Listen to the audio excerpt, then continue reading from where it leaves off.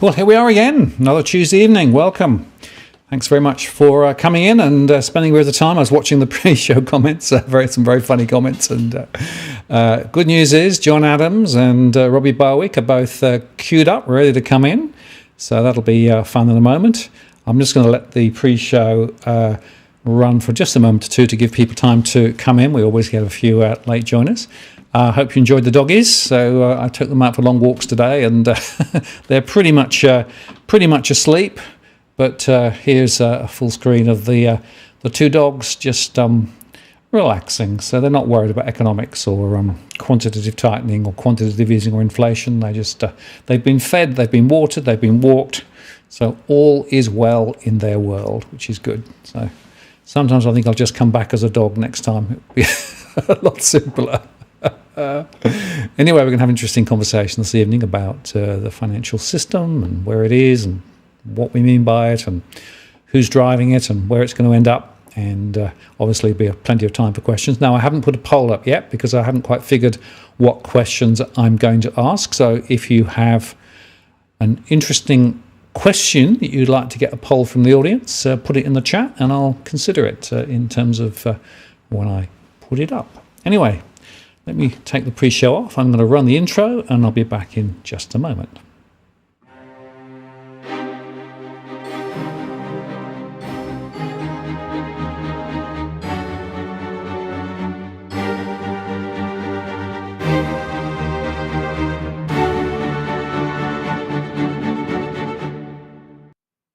Well, good evening and welcome to this live stream event on the 8th of November 2022. Martin North from Digital Finance Analytics here. Great to have you on, and welcome to the Tuesday live show.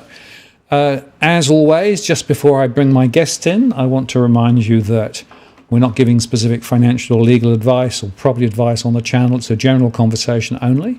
We do moderate the chat, so feel free to add comments in there, but please no racial slurs and just respect everybody else in the conversation, please. As at the 8th of November, if you're watching in replay, if you'd like to ask a question or get my attention, please use @WalkTheWorld. That then puts the question into a different queue and I'll make sure I see it. And I've also enabled Super Chat, which enables you to get your question top of the list or indeed make a contribution to what we do around here. Anyhow, without further ado, I'm going to bring Robbie and John in. Now, just to explain, I push this button. John, hello. Hi, mate. How you going? Yeah, good. So, John Adams, you're going to be on audio only because your setup there doesn't allow video, but great to have you on. And Robbie, you should be there. I am, Martin. How are you? Yeah, very good. Welcome to you both, and thanks very much for coming on tonight to very interesting conversation. And we're going to talk a little bit about what I call the financial system, right? And it's just worth thinking about, Robbie, what we mean by the financial system, because it's a big spider's web, right? It's a spider's web that's into everything. It's a massive amount. And there's lots of big numbers. I was going to say massive numbers at left, right and centre. But just a few that off the top of my head, 30 billion per annum into the superannuation system paid by people who own superannuation. The balance of the superannuation is 3.3 billion, right? The total mortgage book in Australia is 2 trillion. 3.3 trillion, I should say, not billion. Yeah, so it's big. But if you then think about the total debt around the world, we've had more debt than ever. And that debt, of course, sits across both central banks and it sits across corporates and it sits across households. And then we've got the old derivatives, and how you calculate that. Well, you can make it quadrillions of exposure depending on how you calculate it, right? But the point is that this whole edifice is essentially at the heart of pretty much everything that goes on. And I guess my input thesis is it's actually become an end in itself rather than a means to an end. And I guess that's really an interesting point of departure for a discussion. Well, I think it's probably the fundamental issue.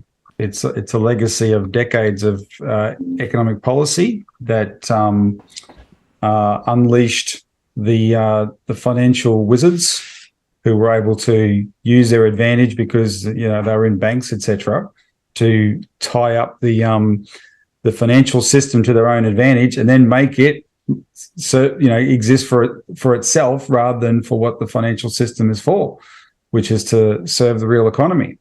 You can make money from money, as they say, rather than make money from production and make money from investment, the extending credit into productive things that then you earn a return on.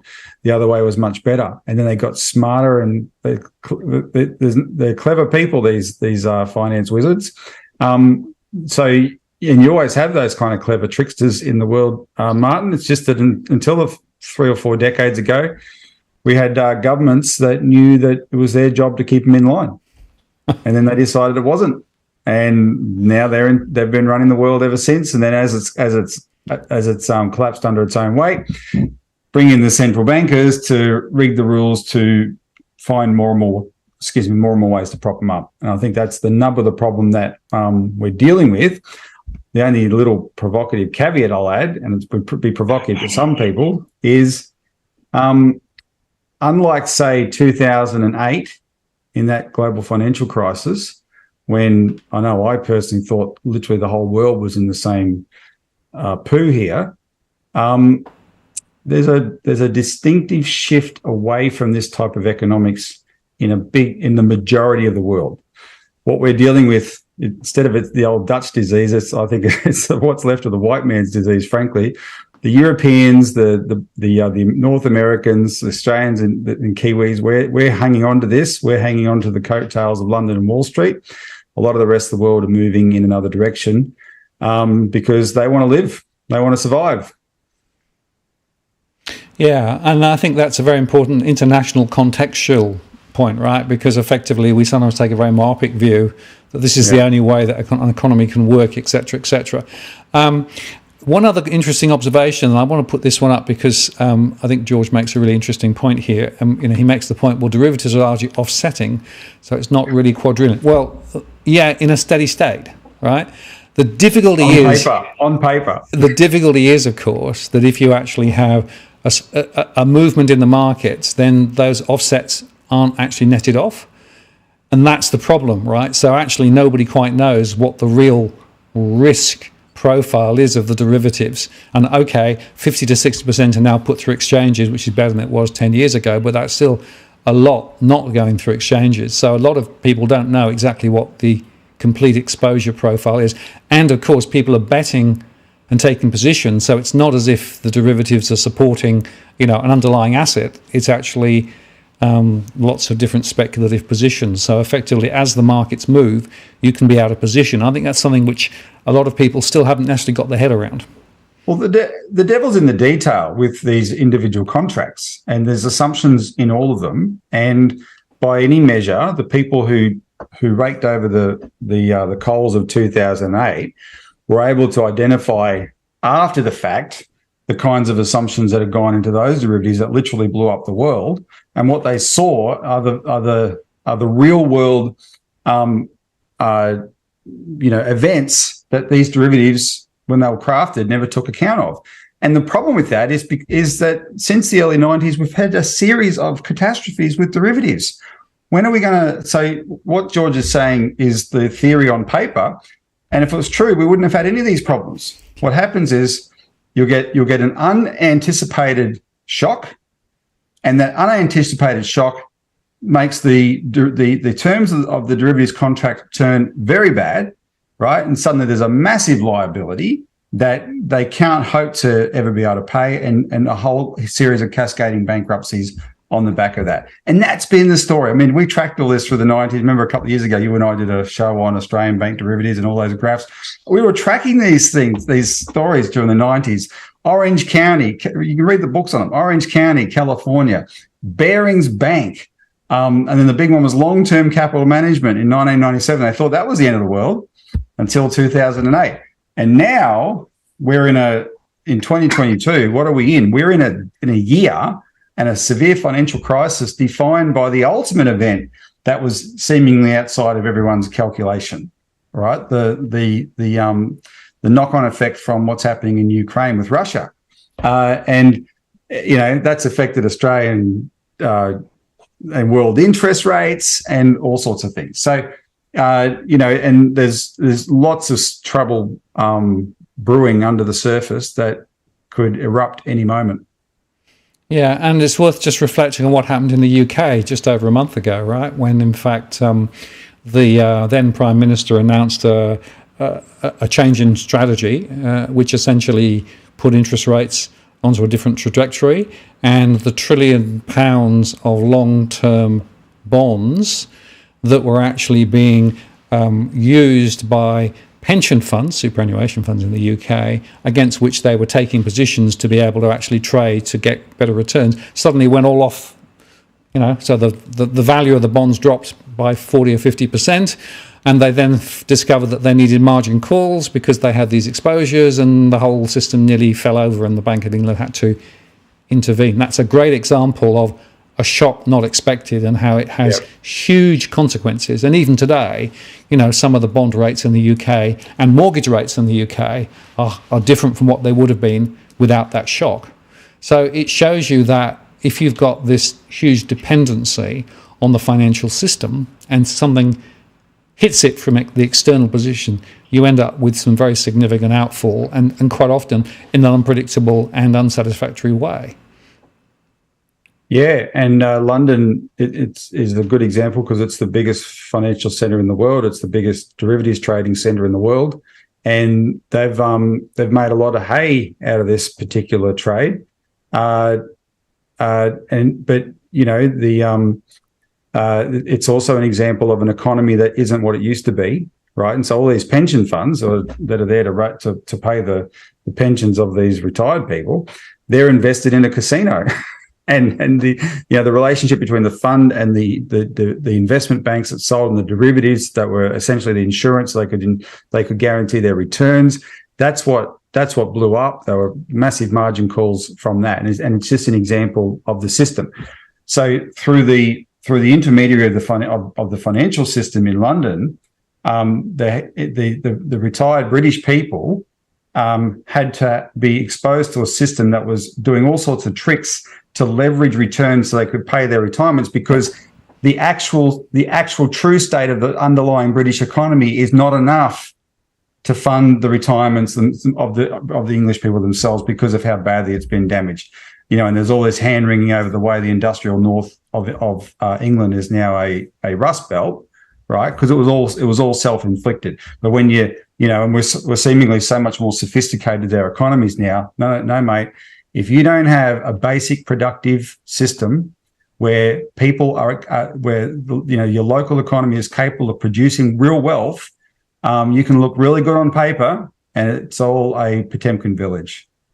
Yeah, absolutely. Now let me bring John in. John, I want to talk to you briefly about the other issue with regard to debt, and that's the debt that we have in Australia relative to the rest of the world, right? We have a very significant debt exposure. And I know that you on several occasions have been saying that this is probably one of the most critical issues that people don't fully understand. Sure. And look, so we've obviously spoken about foreign debt on the interest of the people, and I've obviously done it in terms of other forums as well.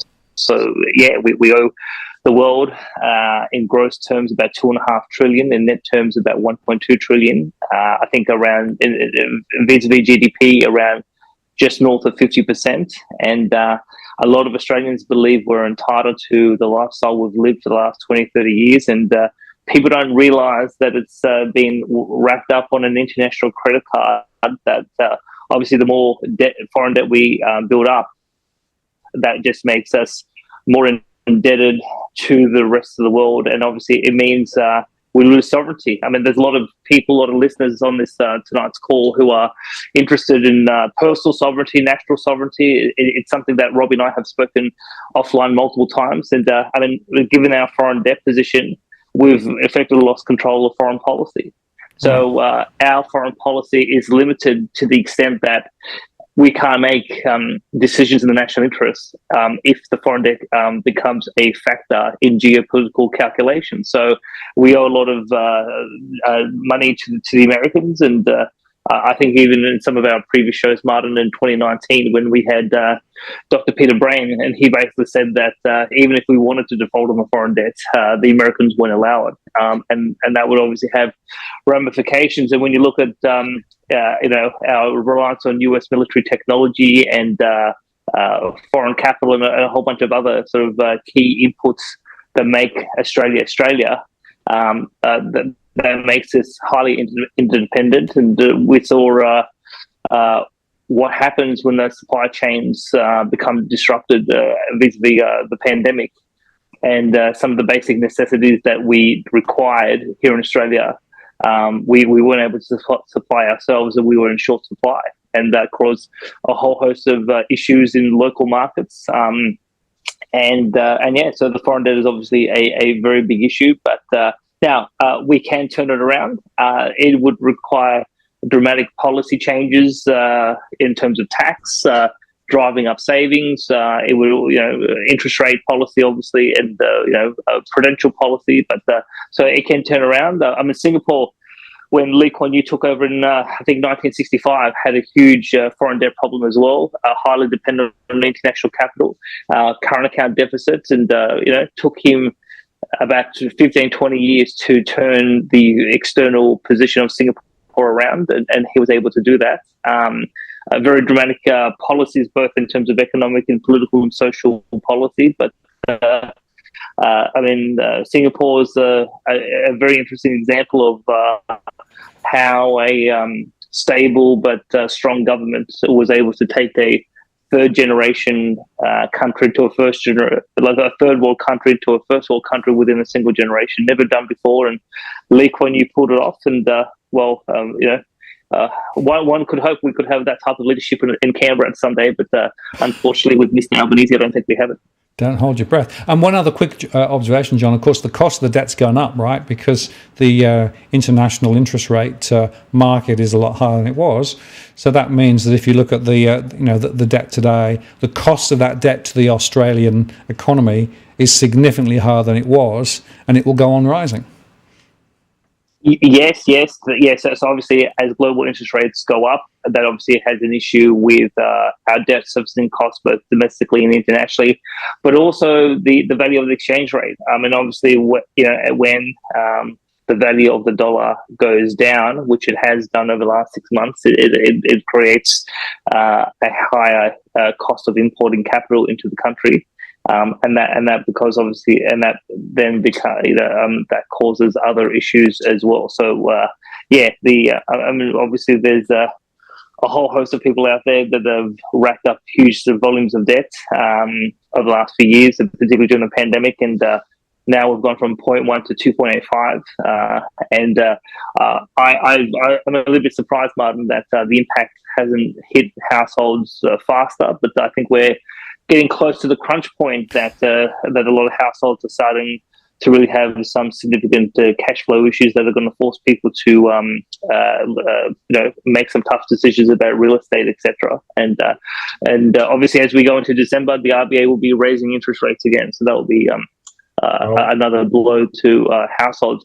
But I will just make one controversial point about what Robbie had to say, because Robbie was trying to give the implication that Western countries have a debt problem, and somehow Western countries have deviated away from the rest of the world. So he is right in the sense that there is a divergence in the world now between the BRICS countries and the Western countries in terms of who will control in terms of the financial system, the banking system, and then obviously trade, investment flows, etc. But there is no innocent party in this global debt bubble. So the Chinese have one of the biggest debt bubbles in the world, and anytime Robbie talks about China, his justification is, well, they racked up huge volumes of debt, but they did something productive with that money. Whereas in the West, we wasted it on military foreign occupations that benefit no one. And so while he does have a point on that, let us not be naive that the Chinese have a huge debt problem. And obviously with Evergrande, that was a huge systemic issue that could have in theory, brought down the CCP. The funny thing is about geopolitics in Beijing. The biggest issue for the Chinese government is not Western powers. It is this debt bubble. Because dare I say, I think if the debt bubble was to pop in China, and you had a huge depression, the Chinese people would basically rally against their own government because of harsh economic conditions. And we've just seen in the last couple of years examples of where certain banks in China get into problems, and then you see local bank runs and people becoming very aggressive against government officials, etc. So, the emerging countries, China, the BRICS countries, they're all drowning in debt. They're all guilty of the same sins as the West. I don't look at this in ideological terms. I just look at this in terms of pure maths. And the pure maths is that Chinese are in huge trouble with debt. I think Harry Dett's been on your program multiple times over the last few years talking about the Chinese debt bubble as being the largest in the world. And there is some statistical validity in that. And that I think we should, stick to the maths and keep the ideology out when it comes to debt. Yeah, well, let's come back to Robbie, because Robbie, I got two observations. Firstly, of course, if you actually look at the distribution of Australian debt, a lot of it's in the US. So we do seem to have a very strong alignment between our own economy and the US economy. But then John is also right insofar that the debt burden in China is also pretty strong as well. But not the foreign debt, not the nation's debt. It's private debt, corporate debt in China, and I'm not saying that China is a country without debt, but my very strong point is there's a lot of difference what they did with that debt, and that makes a difference to whether their debt can be paid or not. The real estate troubles that China had. Bear in mind, China hasn't had the runaway inflation that we've all been experiencing, because the troubles that they started having in real estate were not caused by actions like our Reserve Bank and the Fed raising rates to tame inflation.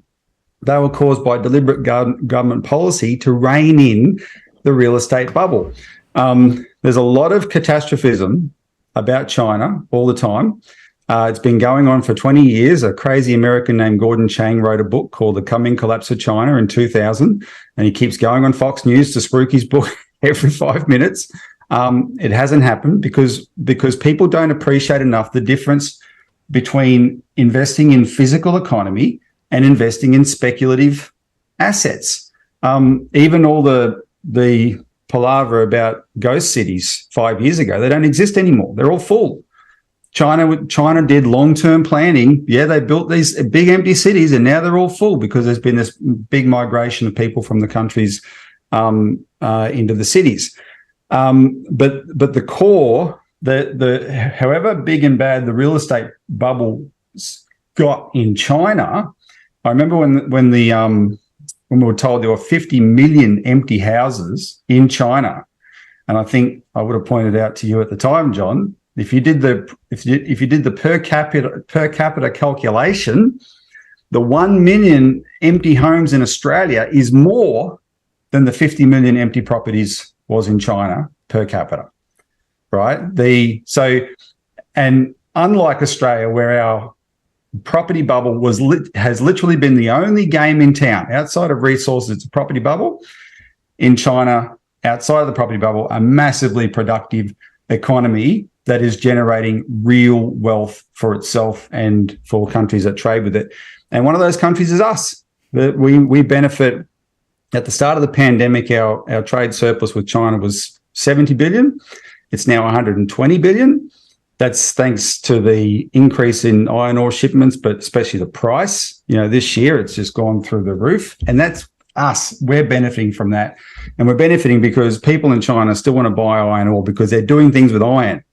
Our party is now helping to push along with One Nation, and there's a Labor Senator, Glenn Steele, who helped get it up. There's an inquiry into a project called Project Iron Boomerang to take iron ore from the Pilbara across to Queensland and coal from Queensland back across to the Pilbara, and have steel mills at either end and produce slab steel for a little bit for Australia's use, but mainly for exporting around the world. We'll invite the steel companies in these countries like Japan and Korea and China and India, etc., to come and set up their own steel mills so they can actually do the processing here in Australia. That's the sort of thing that any country that's thinking will do to industrialise itself. But we're going to have a huge fight with ideologues who are still committed to the Keating model of just not producing in Australia and will trade with the rest of the world based on the income from our resources, right? So we want to change the way Australia is structured, but before the change, all we've got is resources in the property bubble. China's economy is very, very different to that. Now, we are therefore, it is, I've said this before, in principle, it's not healthy for any economy to be as dependent on China as we are for trade, because it's so much bigger than any other trading partner we've got. It's not funny. But we are lucky it's China that's the country we're dependent on for trade.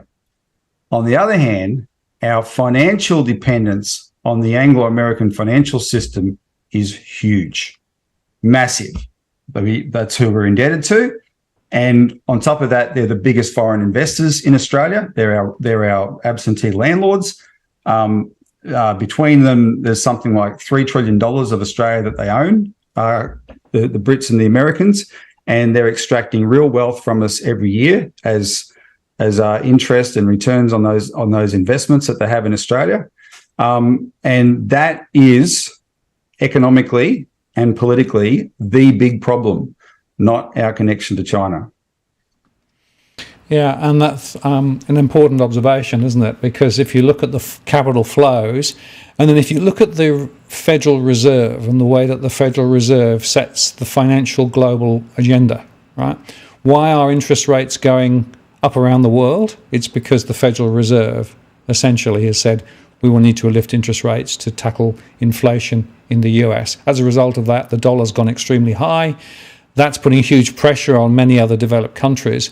And it's basically now created a completely different environment, and interest rates are rising even in Australia, slightly more slowly because the RBA is left behind. But essentially what the Fed does, and the way the Fed actually determines to drive its policy, is enough to really, it actually influence pretty much everything going around the rest of the world, economically speaking, isn't it? And I wonder whether they're actually interested in other than their own interests. Well, probably not, because they're obviously looking at it from the point of view of what's best for America. But the fallout is what I'm concerned about. And, as I mentioned to John a little while ago, the debts that we've got, and a lot of that debt is into the US where the rates are now higher, that's going to actually put a significant burden on. And, of course, in Australia, a lot of the banks are leveraged up, including a lot of debt from overseas, to make mortgages. So we've now got the situation where the banks themselves have a large amount of debt, and we've got a lot of debt now in the system down to the community and household level, very high inflation in house prices, and now that's being hit because of what the Fed is doing. So there's a weird problem here that I'm not sure that many people really have understood how it works. Yeah, well, I agree with John that the debt is a huge vulnerability. I just place a different emphasis on he's right. What the debt means, we've been living beyond our means. The point I make is that it's because we dismantled our means, right? It's not just because we're fat and lazy and like flat screen TVs. We dismantled our means as a country, and that's when the debt soared, because we stopped being a country that produced its own means, right? And that's what we've got to change if we're going to get in control of this debt problem, get our sovereignty back. We have to change that, and that's why we advocate policies like public investment in the means that the infrastructure, etc., the industries that can get our means back. That's how we have to progress as a country, or else we're not going to get anywhere. We're going to be completely beholden to this. And if you want an example of how much the Brits and the Americans, and the Americans are the more dominant ones now. But the Americans have a standing in the world that's entirely based on enjoying the world's reserve currency. That allows them to print money like crazy and export their inflation to the rest of the world, right, etc. And it's a system that they're prepared to start World War III over to defend, because the rest of the world is getting jacked off with it, right? They're sick of the way the Americans have used this US dollar system to bash countries up. And the Americans are going to play real hardball to try and defend it. And that's the nub of the issue with the geopolitical crisis with Russia and China at the moment. But they've played hardball with us. In where you guys live there in Wollongong, you had one of the greatest local members in the world in the 1970s, Rex Connor. He wanted to buy back the farm. He had this whole plan to buy back the farm. And that meant he wanted to set up a system where Australians would control Australian resources, not the government. He wanted Australian companies to control Australian resources. That's what buy back the farm meant. And they wanted to build infrastructure, etc. But when he went to Wall Street and when he went to London to borrow money the way we'd always borrowed, those entities wouldn't lend to Australia. There was a capital strike against Australia because it was their mining companies that Rex Connor was going to buy out. That's why they didn't want to give up control of Australia's resources, and they just absolutely refused to lend. And you can hear this speech. You can read the speech Rex Connor gave. He made the point that this decision not to lend to Australia was particularly crazy because the commercial value of the known resources in Australia at the time was something like $5.5 trillion, and all he wanted to borrow was $4 billion against that $5.5 trillion. And they refused to lend it. And that, of course, that led them to more desperate acts like the loan scandal. But that's the way the money, that's an example of the way the money is used for control, international geopolitical control. And we've never broken out of that ever since. It's even stronger now. And it's a huge vulnerability. So when we talk about our domestic policies like investing in the real economy and get our productive sector back again, that is very much motivated by the need for Australian sovereignty. Right. Well, let's just move the conversation slightly forward because, of course, there are other very important players in this whole question of the way the economy works. And we've got the Treasury and the government on one side, and then we've got all the regulators, APRA and ASIC and RBA and all those other people who sort of have irons in the fire. And I guess the question I've got, and I'll get a bit of a comment from both of you, but Robbie, start with you. Has the way that the government's been operating, Treasury and these regulators, actually been positive in terms of dealing with some of these issues, or have they basically just taken the Kool-Aid and just carried on same old, same old? A bit of a Dorothy Dixon, this is what perhaps. They call it, Dorothy Dixon, Martin. Don't throw me into the briar patch. No, it's been an absolute disaster. I mean, Treasury has just been the handmaiden to through the regulators to the banks, right? The banks totally turned the financial system on its head in the way I described before. It's just making money from money now, but that involved a lot of abuse, a lot of misconduct, a lot of fraud, and you've got two regulators that people think are there to somehow protect them. And it turns out they're not. One is there to make sure, think about APRA. APRA's number one responsibility is perverse. It's there to make sure the banks are stable, and that's it. And in APRA's view, stable means massively profitable, and massively profitable means if they're ripping off customers, then it doesn't matter because that's what helps them be massively profitable, right? Therefore, they're stable. Don't bother me with this. And a lot of bank victims went to APRA and found that out. That was APRA's attitude. And ASIC has presided over I think the real problem began in 1998 forward with when ASIC was set up.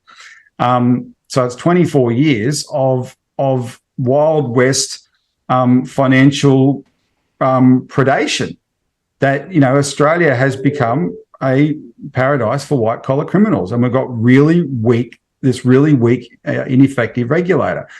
And the government has just sat by and let it happen. And when this was questioned, this has come up in multiple inquiries, and we're going to get another one, but but there's good reasons for that. But in the past, when this has come up, they've actually been quite frank and said, we have a philosophy we're governed by now, and this is, it can be expressed as caveat emptor, right? Let the buyer beware. But the more technical name that APRA itself explained is we're governed by the efficient markets hypothesis. That's how we believe in the efficient markets hypothesis. And that means essentially, the layman's term, the markets can't be wrong. They're self-correcting, even if there are a few bodies that they have to roll over in order to self-correct. Well, those bodies are hundreds of thousands of Australians, but don't worry about that. The markets are self-correcting. We're not going to do anything proactive here. And the problem is when you actually drill down, it goes against the grain of even the people that I'm happy to argue with, in terms of the extensions of their beliefs. The people who are tried and true believers in the free market, they know that's bullshit, because you've got to have some form of law enforcement. You cannot have just Wild West, anything goes, right? It ain't the law of the jungle. There has to be you've got to have rules that are upheld as rules, right? Or else the system ain't going to work. And that's what, we're now getting to the point where there's a growing awareness that this has gone badly wrong, and we get this inquiry to try and look into that. Well, let's bring John back in. John, we've covered the ASIC inquiry quite recently. We had the senator on the interests of the people the other day, and in fact I've got a picture of that if I can find it. There you go, I'll put that up there. So we did an interview with Senator Bragg just yesterday, and it was quite interesting getting it direct from him as how important he saw this and how critical it was.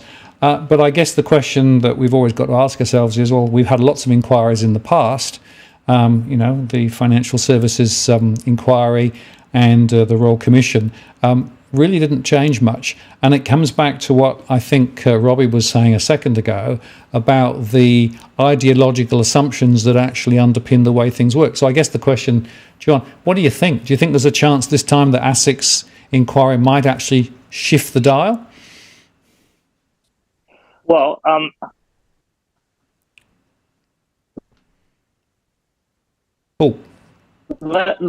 want to answer that question, Martin, but head over. And I really think that I need to just go back and recap a few points, because I think Robbie sounds great on paper, but once you start to dig into the substance of what Robbie has to say, he and his party have to answer for. So I'm going to... The first thing is that now debt is debt. A debt bubble is that it basically, we have we're pregnant, the Chinese are pregnant, but the Chinese have a slightly better baby. So therefore, their issue is less severe than our problem. I just don't buy that argument at all. They have a huge problem. We have a huge problem. We're not Satan. They're not angels. And so even though I would agree we wasted a lot of money on foreign occupations, particularly the US, what they did in Iraq.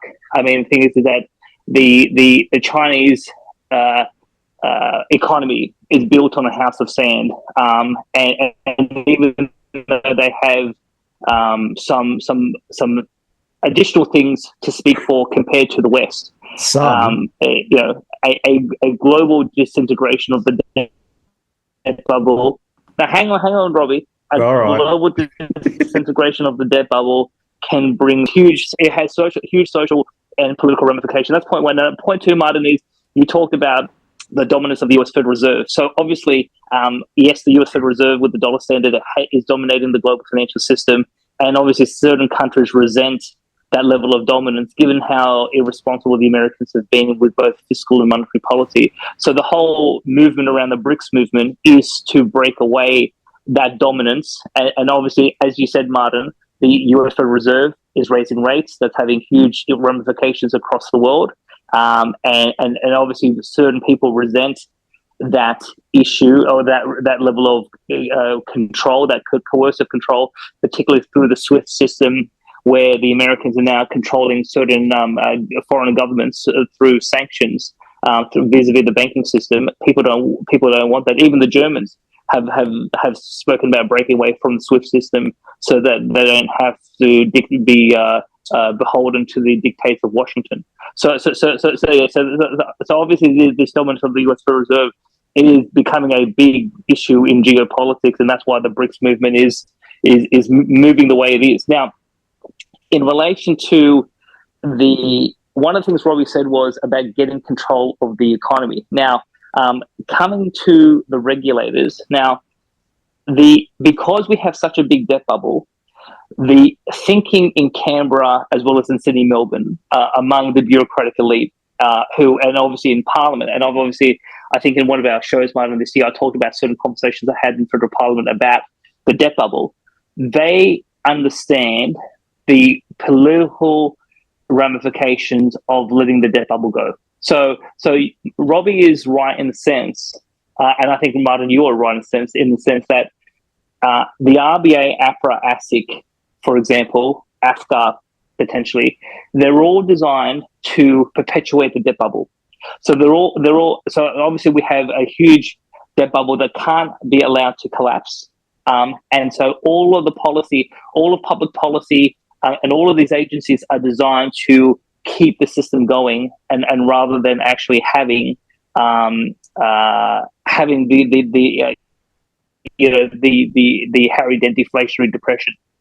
So obviously, for example, when the pandemic commenced, the government of the day, the Treasurer Josh Frydenberg, issued a new statement of expectations about ASIC, and it was no longer a focus on litigation. It was a focus on assisting the economy to grow. And obviously, if people read between the lines, that was ASIC go soft on the private sector and the banks, and let the banks issue credit heavily into the private market to drive economic growth up during 2020 and 2021. And so ASIC's so it's a very interesting. Senator Bragg talked about the core function of ASIC is law enforcement, and yet they were basically told to put their hands behind the back and don't do law enforcement in order to allow the banks and the private sector to engage in entrepreneurship and commerce to be able to assist the economy driving forward. Now, if you want these regulators, the RBA, ASIC, and APRA, to run a proper public policy that drives good public policy outcomes for Australia, one is you've got to clean out the leadership, and that's what I hope we're going to do with this ASIC inquiry, and I'll come back to that point. But the main thing is, what's the cause of all these regulators and departments acting the way they are? It's the debt. It's the debt bubble. The only solution is to shrink the debt.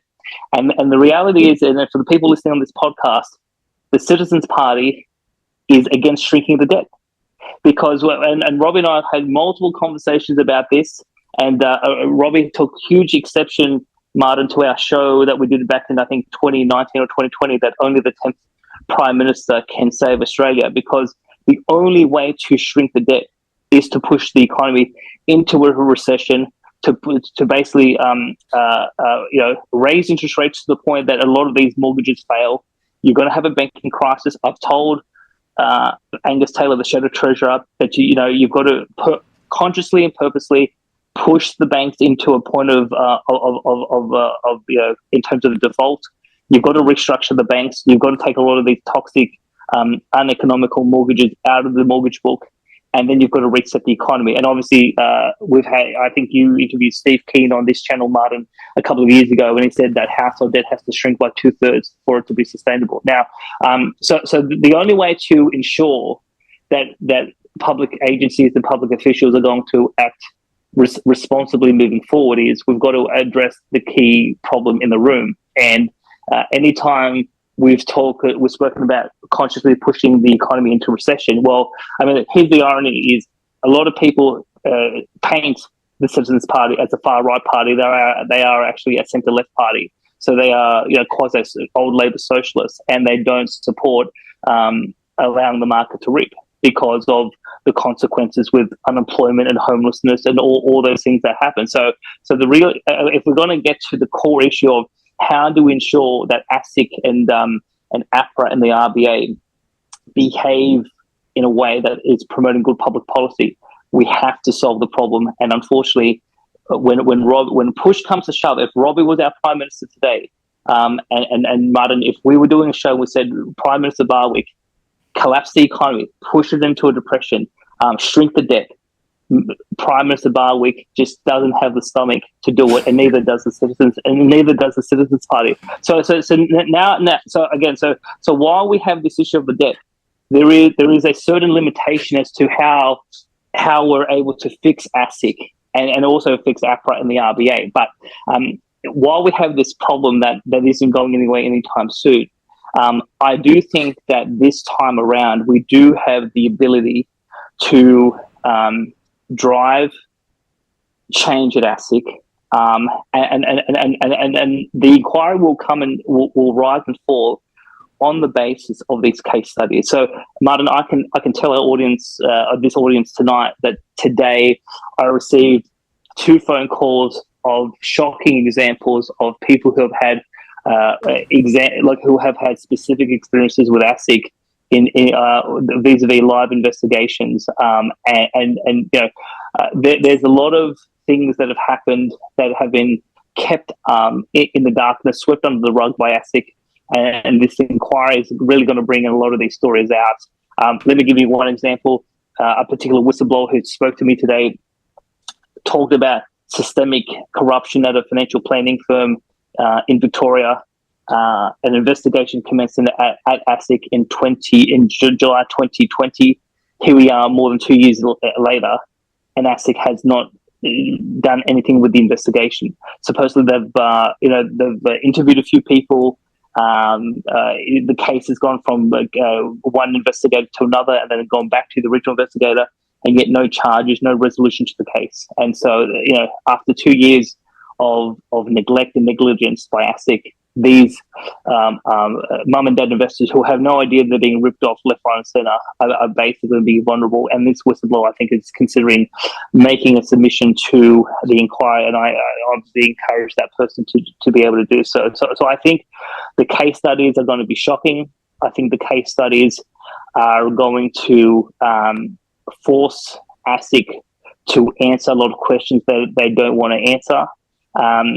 I'll be both publicly and privately calling for heads to roll, because I know of certain people at ASIC who've been there for 20 years, and I think they've been there too long. They're not performing, and the agency, obviously, according to my report, has gone in decline. So we do. If we don't achieve leadership change, not just in terms of the commission, and just for our audience, ASIC has a non-executive board of a chairman, 2 deputy chairs, and 2 associate commissioners, which is the non-executive board, the commission.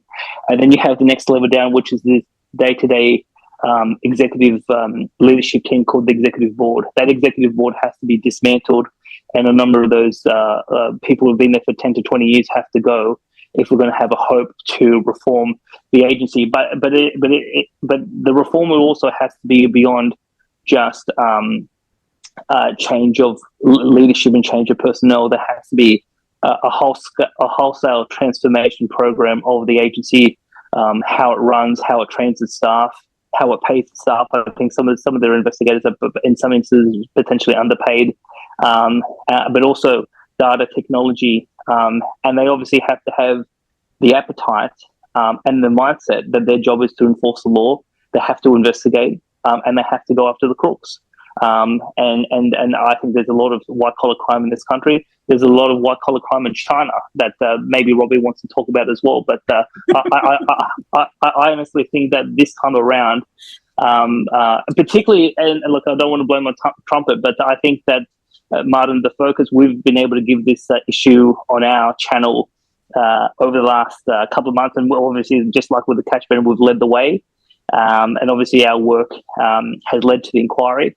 A lot of people are now aware of our commentary, the report, and a lot of people are now talking amongst themselves. A lot of people are contacting you, contacting me, and basically everyone's, you can start to feel the energy across the country of people who want to tell their story to Parliament. So I think we're going to see some explosive stories. And tomorrow is going to be a very critical day, Martin. Tomorrow at 12:15, ASIC will be before Senate estimates for 75 minutes.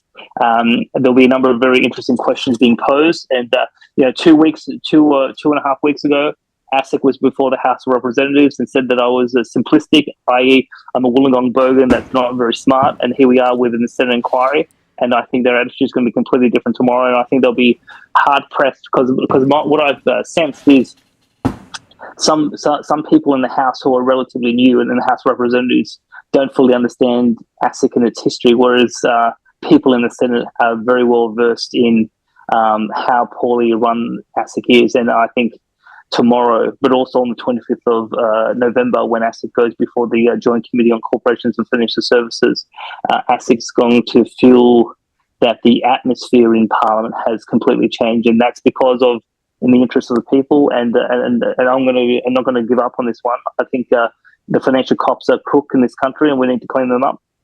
Yeah, thanks, John. Well, kudos to you for that report and for all the work you've put into it, and I'll be watching tomorrow. Robbie, you should probably come back and defend the accusation that you wouldn't collapse the economy, you would keep the debt level high if you were PM. Clearly there is a difference of opinion between you and John on this. Oh, you think?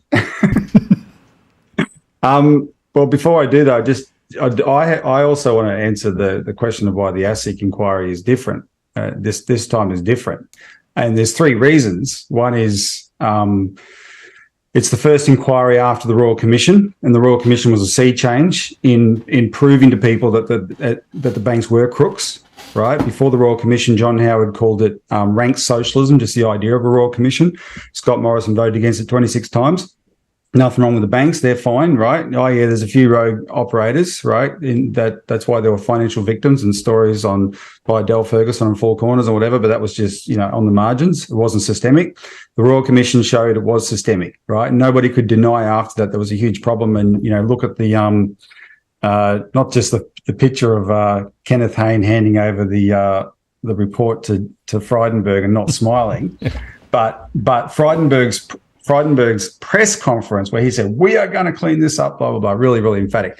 And then, of course, they used COVID as a smokescreen to just dump all that, basically. But the public and the political class could not deny that, hang on, that proved that the complaints of all those victims over the years was right, that there was a big problem. The second thing is this is the first inquiry in the new Labor government. Labor's been in opposition for 9 years. And in that time, they've talked the talk. Now they get to walk the walk. Are they serious or are they not? And there are people that John and I are aware of in the Labor ranks who definitely seem serious. My evaluation is they're serious, but they've been just this new into the government. They've already been tapped on the shoulder and told pull your head in, right? And they're not happy, and they've made noises to indicate they're probably not happy. But the machine, which is now, Labor's in bed with these massive industry super funds that are all got huge amounts of money, and the head of the Banking Association, Anna Bligh, and the Banking Association never complains about ASIC. She's a former Labor premier, and Labor, if they got away with it, if they could get away with it, would prefer not to have a fight with the banks. But that would really show them up to be absolute frauds, and that's actually a difficult thing for a politician to accept. So there'll be a lot of grassroots or backbench pressure on the Labor Party to do this seriously. And the fact that as things stands right now, there's two competing royal inquiries, one chaired by Senator Bragg and one chaired by a Labor Senator, Deb O'Neill. I reckon that can only be good. That means that you're going to get can you still hear me, Martin? Yeah, it's all good. Okay, sorry, my screen froze. I think that competition is going to help to, the only way they can outdo each other is expose more of the truth, right? So this is a new dynamic with the Labor government. We'll see what comes out of that. And of course, the third factor is the great John Adams, as he sort of indicated. John's a bit of a Johnny-come-lately to this ASIC issue. Some of us have been at it for a while, But I do take my hat off to him. I'm not just being a smart ass by saying that. I do take this was great work that he did. He got involved with the Sterling inquiry and paid really close attention to how ASIC worked, get his own issue. But the report really got attention and in the right places, right? The report presented a virtually undeniable case. And that kind of this dynamic that we're part of tonight, this social media politics where we're always raising awareness of these issues and drilling right down into them and getting the public to engage in these issues. This wasn't happening in 2018 or very much. You were just starting. I mean, start of 2018, you had 400 subscribers, Martin. There's more people tuning in live right now than you had at the start of 2018 as subscribers. It's true. This is a much bigger phenomenon. John certainly made a name for himself, and that is the fact that Andrew Bragg was keen to go on your channel and have that discussion is a case in point. When politicians are coming to you, that's because there's a center of gravity in this process, right? And that's different. And I think there's a real potential there. So one of the things that John and I are working hard on at the moment is to get the message out to all the victims through all the different victims groups, use trees of communication, get those anyone with an experience of ASIC to make submissions and make these quite powerful inquiries. So I would say that you'd agree with that, wouldn't you, John? Sure. But Robbie, the thing is, like, people in the chat are asking the question: if you are Prime Minister tonight, will you if we want to get this economy back under control and actually have a sustainable economy, we need a depression. And you guys hate Joseph Lyons for what he did in 1931. You think he's the devil incarnate, and he actually fixed them. He actually fixed the problem. So people have noticed in the chat. You didn't answer the question. Will you put this economy into a depression, and would you shrink the debt? We would shrink the debt, but not in this sort of cavalier way where you just set out to trigger a depression. What you need to do is what Joe Lyons' predecessor wasn't allowed to do. The other side of the equation is the question of means, as I talked about before. And there's a whole story. I don't know how much time we've got tonight to go through it all, but Ted Theodore was not allowed to use the Commonwealth Bank to invest in the productive enterprises of Australia to be able to get Australia back on its feet that way. The Commonwealth Bank... Ted Theodore wanted to do QE and Joseph Lyons was opposed to QE. I'm opposed to QE. It's been a complete disaster the last 2 years. And so the collapse of the Scullin government was... No. QE, what we call QE is putting... is a blank check, creating money to prop up private banks. That's the last thing Ted Theodore wanted to do. He wanted to use the Commonwealth Bank to put $18 million into the economy, into agriculture industries, which was our main industries in those days, and public works, to get people into jobs and get our economy moving, the real economy, the productive economy moving again. And hang on. Do you know who actually did that policy? Adolf Hitler in 1934. And did he get the German economy moving? He did. What happened in 1945? Hyperinflation. And Franklin Roosevelt did it as well. Okay, but what was the consequences of Hitler's program in the end? It was hyperinflation. So by the end of World War II, now hyperinflation 1945 in Germany was nothing like 1923. Well, but this program of printing money. I think that was a war. Hitler built a war machine. You don't have to invest and create a war machine, right? You can do the productive things without the war. That's what made it productive. So the real comparison is what we were able to do in Australia after World War II. That's the real comparison. When we had the greatest public debt in our history, 140% of GDP in 1948, yet the Chifley government embarked on the single biggest, most expensive project in our history, the Snowy Mountain Scheme. It was 15% of GDP, which is the equivalent of $300 billion today. So we've got 50% of GDP debt now. And he had 140% of GDP debt, and he embarked on a $300 billion project. But by the time that project was finished, 25 years later, we were virtually debt-free. because that sort of investment expanded our economy massively. That's what we did for the 25 years after World War II, assisted by things like the Bretton Woods fixed exchange rate system and the gold reserve exchange system, which was one of the most productive periods in history, but it was because governments actually invested. We built the car industry. We did a lot of those things. We had this massively productive economy, and they made sure, because of the war, we invested in building up a productive industry because of the war, and they made sure we kept it going. In fact, we had more manufacturing in the mid-1960s as a percent of GDP than we had in 1945 at the end of the war. We peaked at over like 35% of GDP or something in manufacturing. That's how we became how we handled debt in a way that didn't bankrupt the people.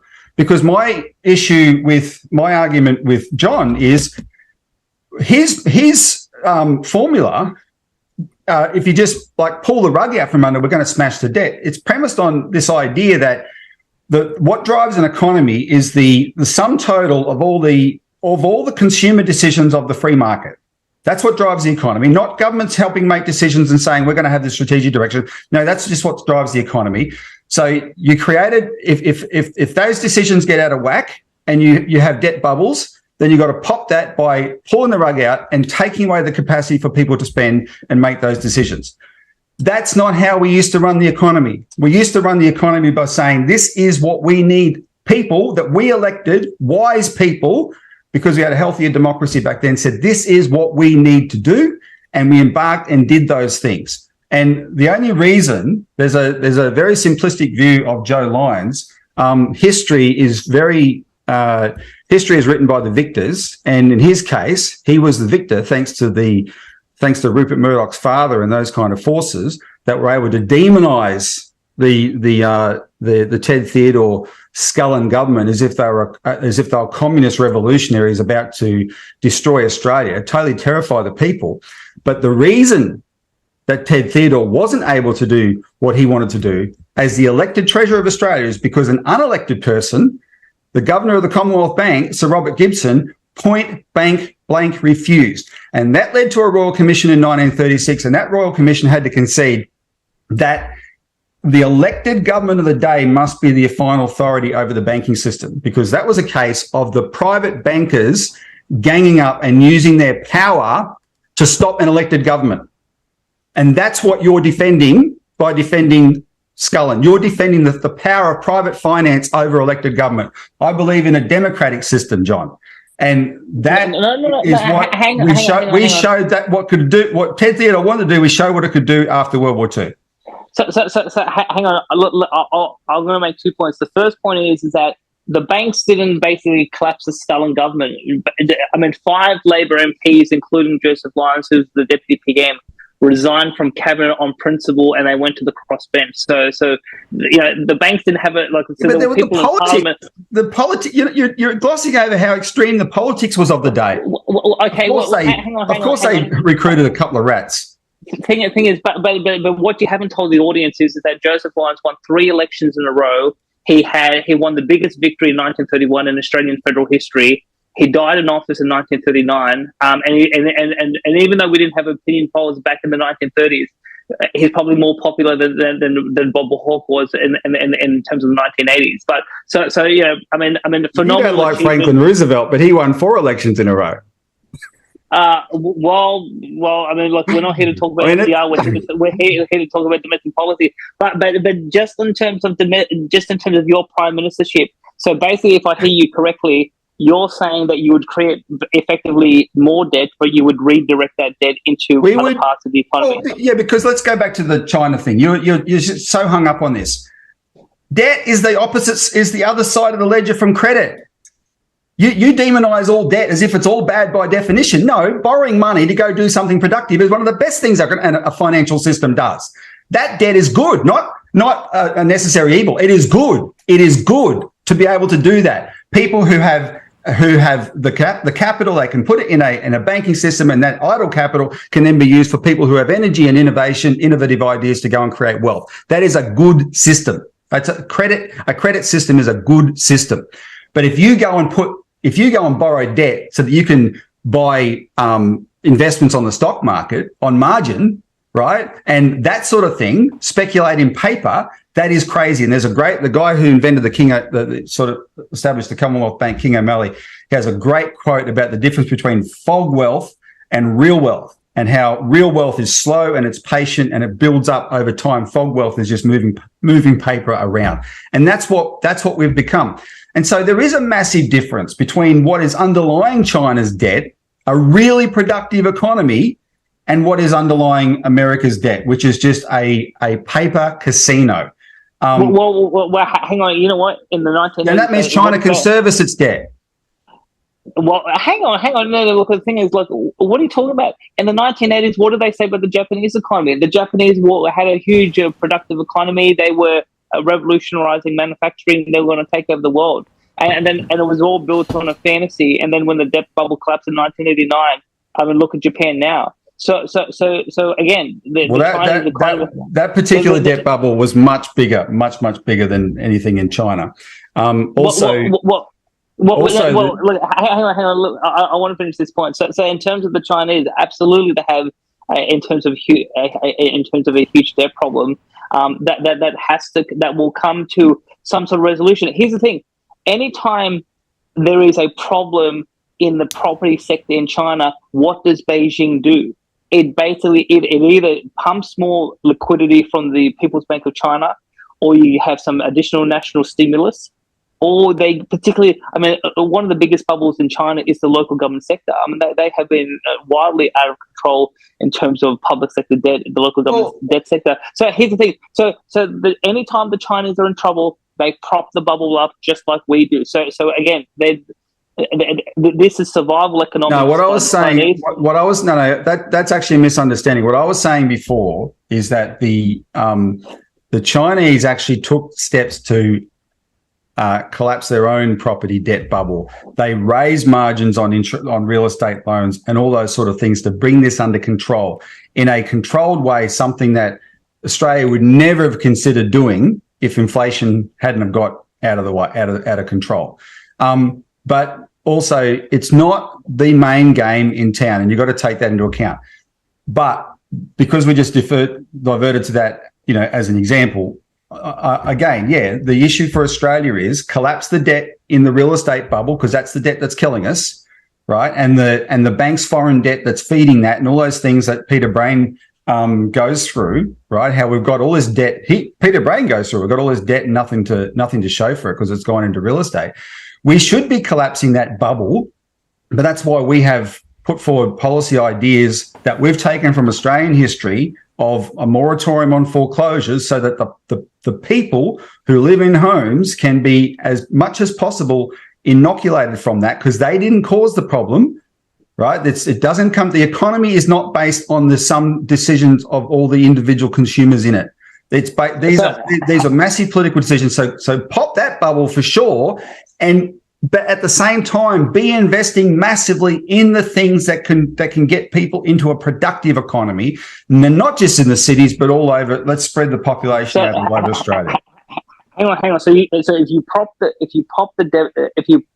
property bubble, but people are not going to be removed from the homes. Basically, what are you doing to property rights? I mean, because at the end of the day, you need property to be exchanged from an existing buyer to a new buyer in order to allow property prices to be able to readjust. You need to stabilise the system at the lower value before you let it be a free-for-all. What do you want? What we had in America after the GFC? No, here's the thing. Because all those banks claimed their property rights when they forced 12 million people out on the streets. After they had been bailed out by the government, they forced 12 million people out in the streets. That was a crime against humanity, what was allowed to be done in America. What happened in the pandemic in the last 2 years with rents and landlords, where property rights were effectively suspended, and the government told landlords, this is how you're going to run your property, and this is how you're going to run your private property and your commercial business. That's exactly what you want to do. You want to basically copy the Daniel Andrews playbook and actually implement the moratorium we're talking about has a real history, not to the pandemic, But back to the Great Depression, in every state in Australia, in the United States, etc., these kind of moratoriums were put in place, so you didn't have just massive social dislocation. What do you prefer? Well, what do I prefer? I prefer 1921, where in the United States you had a bigger depression, but it was 18 months. Unemployment was able to turn around very quickly because you had a laissez-faire economy that was able to adjust because of free market forces. So, I've always wondered about that example, because that's the storybook version. But the fact that within less than a decade you had the biggest stock market crash in America, the biggest and most devastating stock market crash in America's history, the economy that built back after that 1921 experience obviously wasn't that good. Well, here's the thing. They got the inflation under control. They collapsed the debt in the US, and the economy was able to roll back. Unemployment turned around within 18 months. So when I say we need to collapse the economy, we need to shrink the debt. Yeah, so it's going to cause a huge issue with unemployment and a huge issue in terms of homelessness and all those sort of things. But what's not to like? But no, hang on. One of the reasons why Australia had the second highest level of unemployment in 1932 behind the Germans was because we had this crazy policy of centralised wage fixing. So we basically, the federal government basically controlled all wages in the economy, and you didn't allow the labour market to be able to flexibly adjust. So the more free the market is, the quicker the adjustment of the economy will be, and we can turn the economy around faster. But again, so because you know, Robbie, if you notice how you answered the question, you said, okay, you talk about debt in the theoretical component, but if you're Prime Minister tonight, you've got to deal with the central issue now. Is you've got the biggest debt bubble in Australian history, and you've got to do something with it. And so what I'm hearing you say is you're gonna because if you pop the bubble, the banks are gone. So what are you going to do with the banks? And then you're going to say everyone gets to stay in their home. So you're basically going to suspend property rights, and you're going to have a full-on socialist national policy. And obviously, if you do that, you're going to undermine completely the entire market economy. Well, the free market banks are happy to undermine the entire market economy when it suits them. I'm saying you do it to suit the people, but it's a temporary measure for a year or so to stabilise the system, and then you let the market, the housing market, etc., work again. But at that time, you're not going to have banks allowed to pump up a property bubble. Before, we should never have let that get out of control.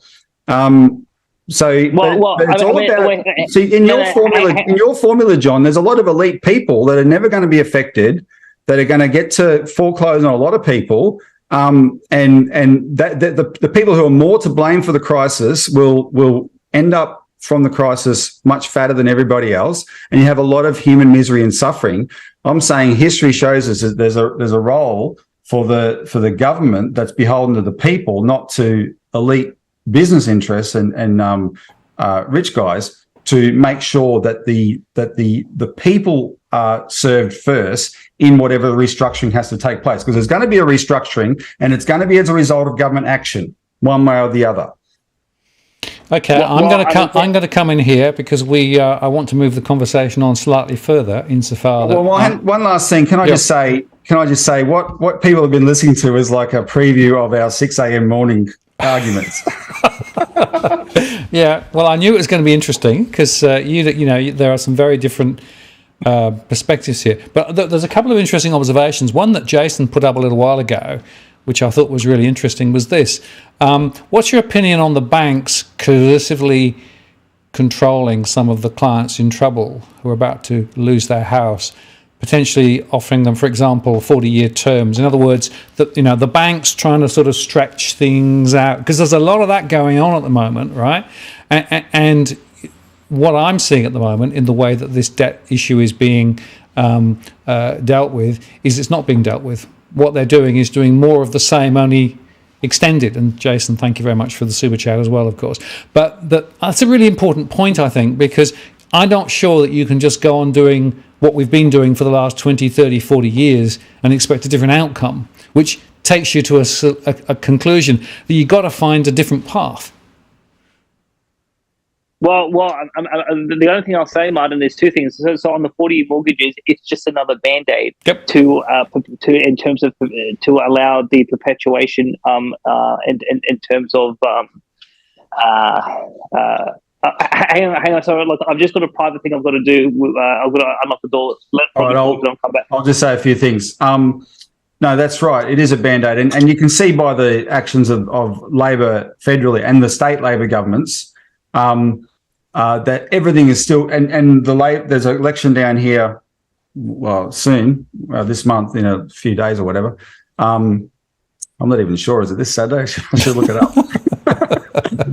Soon. There's an election down here, but both sides have wheeled out policies to support the labour market. Of course, they call it helping people get into housing, right? So I think Matthew Guy is going to forgive, just scrap or suspend stamp duty for 12 months or something, right? I forget what it is anyway, something like that. And they package it up in lovely smelling roses and whatever, but it's a big turd of more props for the housing market. This is, and the federal Labor is exactly the same. Their policy, what's their policy? The buying a percentage of the equity in the home, right? And that'll help some more people into the market, but keeping these prices up. And what they're dead set against is letting the market actually correct. And whereas I would say take away all the props from the housing market, watch what happens, but then do the things necessary to make sure that the public survive the process. And I don't know whether you saw, but today Treasury put out their discussion paper for the idea of getting the superannuation industry to effectively subsidise and pay for housing, right? Which is another example of going around the circle again. It's not solving the fundamental issue, right? All it is doing is just moving the problem. Yeah. And I have a real big problem with that. Going back to the financial system on the edge, what we're actually doing is getting a further deadly embrace between the superannuation system and housing.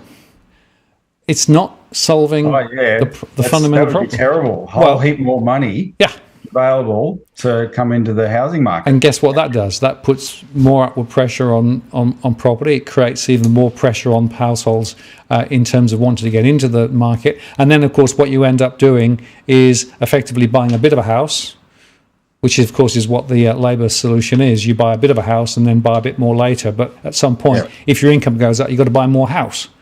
So that's right. It's not really a very user-friendly option. And I guess, Robbie, what I was thinking about here was, there have been lots and lots of attempts at trying to solve point solutions to this debt problem, right? And it completely fails because we continue to play by the old rules, right? And that's what I was trying to get at in this whole conversation. What is it? What is the underlying philosophical substructure that's driving the same behaviour? And it's liberalism, it's the market, it's all of those things that we've touched on. And that's my view. Yeah, and I don't see how just doing more of the same, even if you tweak it slightly at the margins, is going to do anything other than perpetuate. And the model I use is it's the financial services event horizon.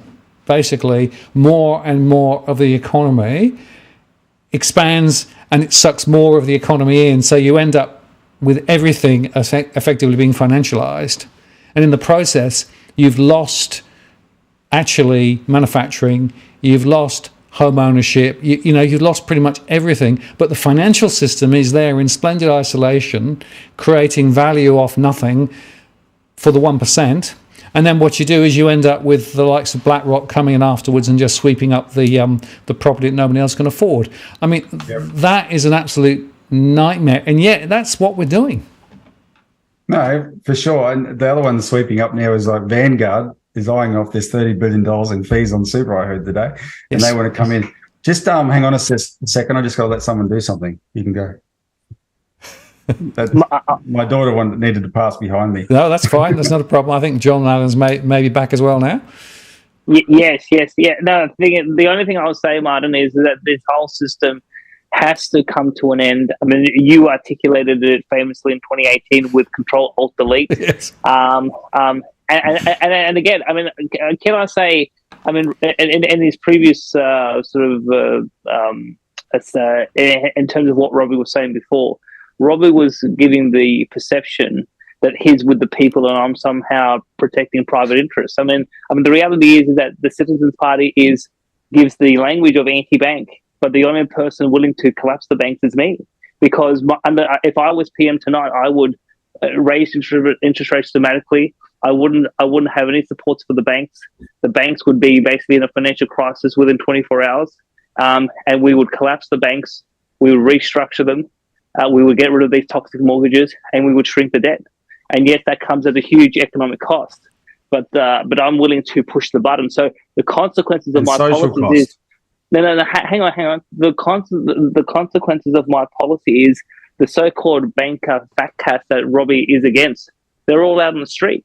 They're all gonna lose their jobs under my policy because their banks will be bust, and they will have no bank to run. And so when you do a banking restructure, look. What I would do is I wouldn't have the four pillars. I would have more banks because one of the biggest design problems in the banking system is too big to fail.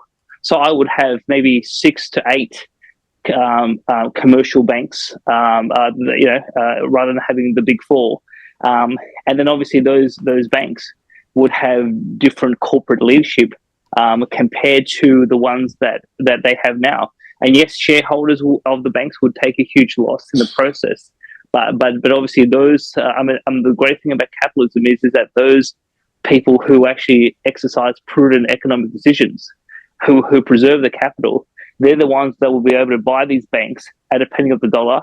Those new shareholders will be able to install their new leadership of the banks, and all these people that Robbie says he's against, they're out on the street. But that's what I would do. I would end the reign of the people that Robbie's against, and under his policy, those fat cat bankers are not put out on the street. They survive under Robbie's policy, and that's the key difference.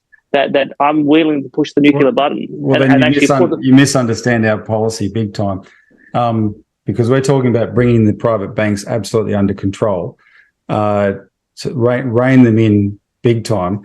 When you say the people who've been careful with their capital, etc., John, it's not going to be people like you that buy the new banks. It's going to be the same big wealthy interests that always survive these crises. They will perpetuate their power all over again.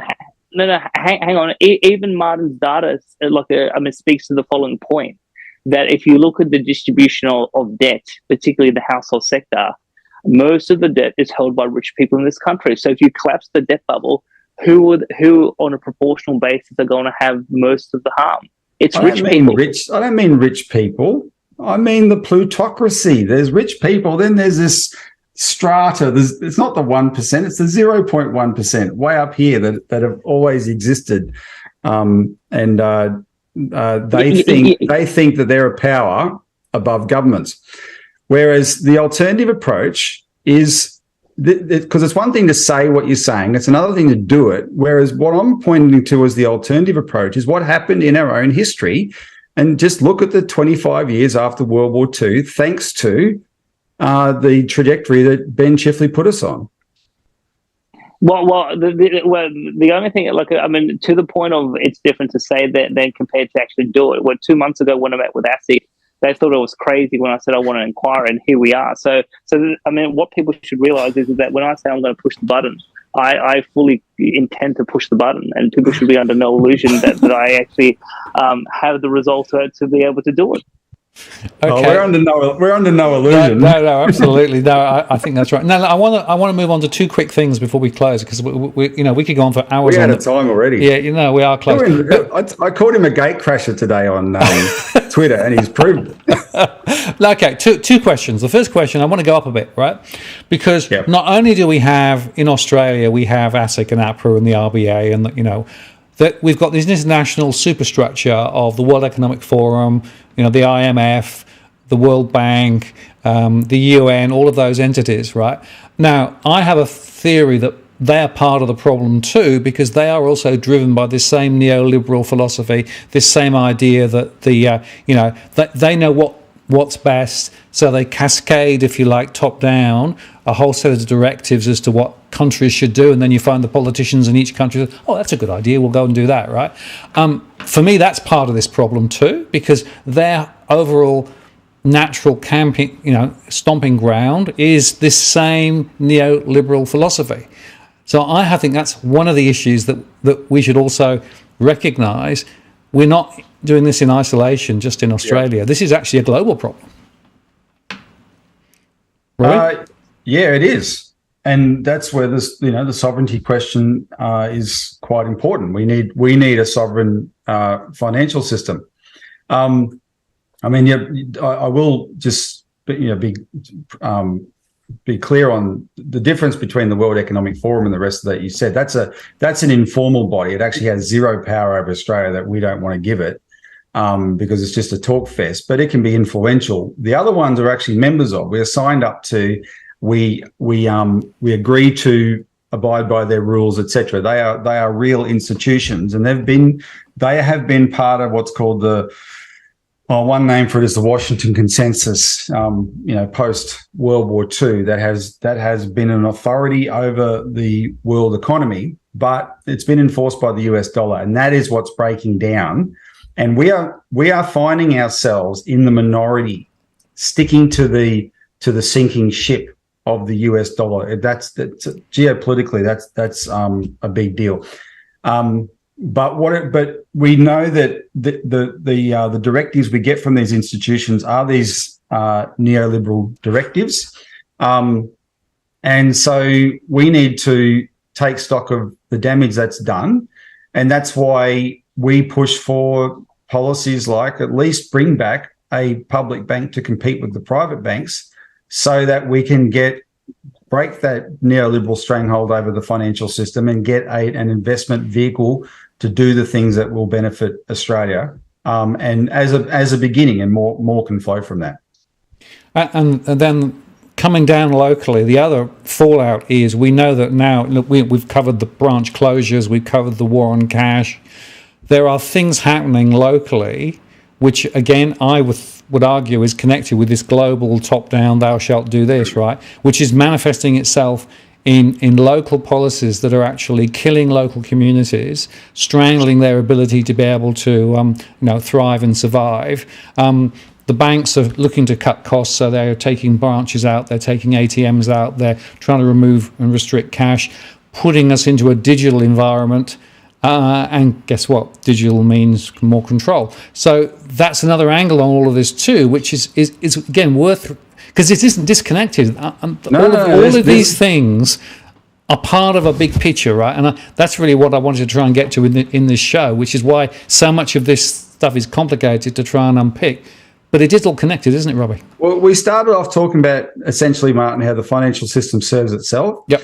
And those institutions you've named are actually the institutions of the global financial system, which have completely changed from their original purpose. And they are there now to make sure that the global financial system survives in its own right, irrespective of what it's doing in the real world. That's what they do. The IMF, the World Bank, and especially the Bank for International Settlements, that is its role, right? It represents the world central banks, and they're there to look after the welfare of the private banks. And so things like going digital and cashless is a way they've identified to shore up the power and profits of the global financial system. Outfits like the WEF come along and help popularize the idea, right? And down at the retail level in Australia, what you're getting, I'm going to share my screen in a minute as I prepared with you earlier. I just want to show the viewers these graphics. What you're getting is a message from the government, that the government believes, and from the banks, that, we're shutting branches and we're ripping out ATMs because people are moving their banking online. That's what you're being told, right? And let me just prove it, and prove it's a lie, an absolute lie. So just have a look at this. Share your screen first, Robbie, and I'll switch it up for you. Okay, there we go. Bring up that. Okay.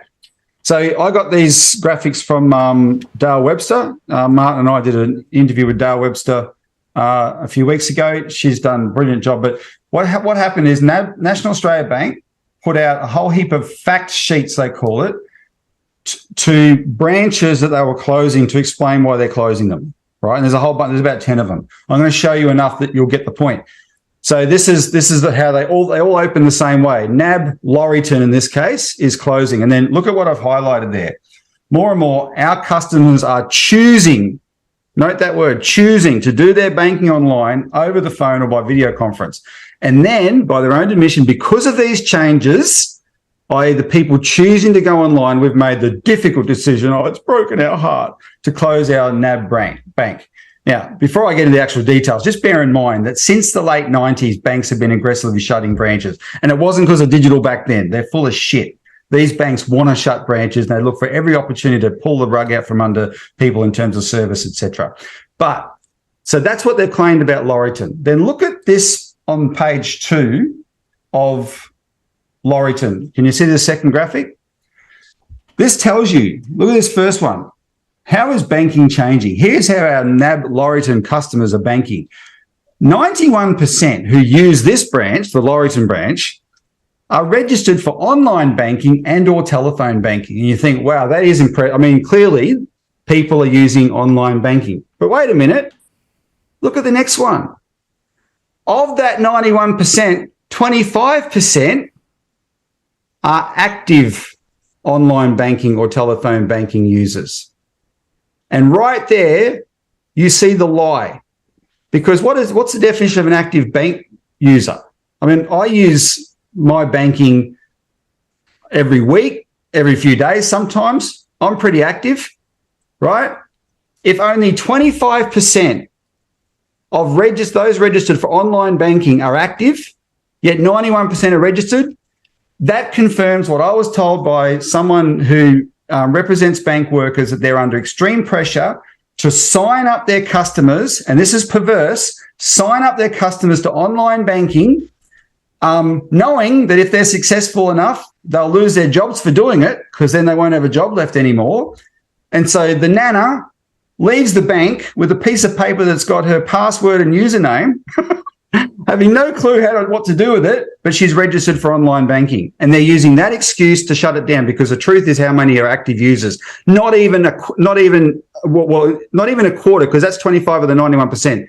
Not even a quarter of that bank's branch users were active online users. And that's Laurieton. And just so you see that this is a uniform problem. Let me just go through a bunch of this. Is a whole bunch more branches. This is Bombala, 89% registered, 31% are actually active. This one is Cooma, 91% registered, 27% active. This is Murwillumbah, 90% registered, 26% active. Narooma, 93%, 22%. And I want you guys, this is a big enough sample you can draw conclusions. That's why I just want to go through them all, even though you're getting the theme by now. 91% registered in Northamptonshire, 25% active. 85% registered in Port Melbourne, 19% active. Port Melbourne doesn't want to do online banking, clearly, and that's a city branch, and a well-off part of the city as well. Strathalbyn, 89% registered, 23% active. And whatever this one, Tincan Bay, 93%, 28% active. Now, if that's a consistent picture across all those NAB branches, you can bet your bottom dollar it's a consistent picture across all the big four banks right around Australia. And they are lying when they tell the government, like in this regional banking task force, that they're closing branches because people have moved online. No, this is social engineering. They are forcing people online. And today, just before we started, I read the National Australia Bank submission to the Regional Banking Task Force. I'll stop that now. I read NAB's submission, and those bastards at NAB actually said that their backup for this process of closing branches and shifting people online is Bank at Post. They're fully, part of their plan is to take full advantage of Bank at Post, not as a postal bank like we're advocating, where they will lose their customers, but knowing that they can retain their customers through Bank at Post. But then they have this little revealing line in there. They claim to the government that Bank at Post is so good that it can handle over 90% of the transactions that their branch handled. 90%. This is not a bank that knows that they've lost most of their customers to online banking. This is a bank that knows they haven't lost most of their customers to online banking. They're going to either force them to online banking or force them onto the Bank at Post, which means Bank at Post, as it is currently structured, forcing them onto the taxpayer. They will be exploiting the taxpayer. And when they sign their last agreement with Bank at Post, after Christine Holgate was forced out, they slashed in half what they were prepared to pay, which is $10 million. That would barely cover the cost for NAB of 5 branches. And for the cost of what that used to cost them to maintain 5 branches, they are forcing dozens and dozens, if not over 100 branches in the last few years onto Bank at Post, and they're pocketing the profits from doing that, right? And they're going to pocket the profits from that, from eventually a cut of all our transactions, right? Because they do get a cut of the Bank at Post transactions as well, a very hefty cut, sometimes $4 fees, even though they don't provide the surface. And then, of course, all the data that comes from internet banking. And as you pointed out, they're doing this so aggressively now. There's actually, we've crossed a boundary here. You're pretty convinced, Martin, that this is desperation stuff from the banks because they're in so much trouble. That's why they're aggressively shutting these branches. Yeah, so if you think about a branch, it's got quite a few people in it. There's a lot of costs involved, a lot of physical real estate, etc. So sometimes they don't own the branch. They actually lease the branch. But it's a big cost. And so the way that they account for this is that all of the profit generated from the products are actually held centrally, so you don't get any profit down to the branch. So you've just got a load of costs, no value, and then it's a massive cost, we've got to close it because our costs are just way too high. So it's social engineering at its worst, and what it is doing is it's devaluing and frankly being disingenuous to many communities. And it's not just in regional Australia now, it's actually in other areas too. You can go look at around suburban Sydney and Melbourne and elsewhere as well. And down here in the region where I am, we used to have a number of NAB branches around. They've all gone. So if I wanted to bank with NAB, I'd have to go down 12 kilometres down the road. So I'm now with a local customer-owned bank. Customer-owned bank, meaning it's owned by the people who own it, right? And they seem to like having branches. They've got a branch down the road, and they're getting, they can do all the same stuff. And this is a really important point. I want to make as part of this conversation. Financial services on the edge, right? The old way of doing financial services is decaying and falling apart, but there are also some new shoots, and I actually think the customer-owned banking story is one that's really, really important. Unfortunately, many people haven't woken up to this yet. They actually don't drive the same profit motive for what they do. They're there to serve their members. And guess what? They actually offer good products and services and actually good rates, and they're still down there on the high street. So I now go down and get my cash out of the ATM down the road rather than, what was there before. But the point is, this is all part of this massive canvas, right? And going right back to where we started this conversation, where we have huge amounts of debt, where we have, many households now really struggling because of the high interest rates and all those things. The financial system is not fit for purpose. That is really, really clear.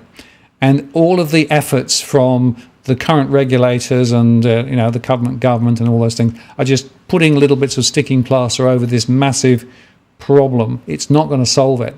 And the question is, do we have the ambition and the vision to be able to actually shape banking and put it back in its box? And rather than making banking a profit centre in its own right, okay, the banking system should be supporting the real economy and real people and real businesses.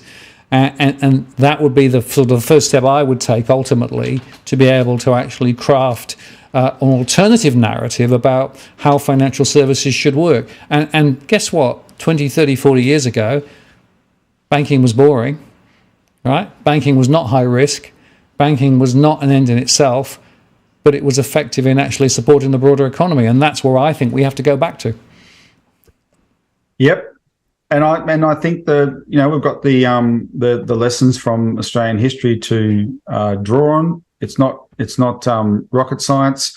You just need there's a way that you can force these big four banks to compete.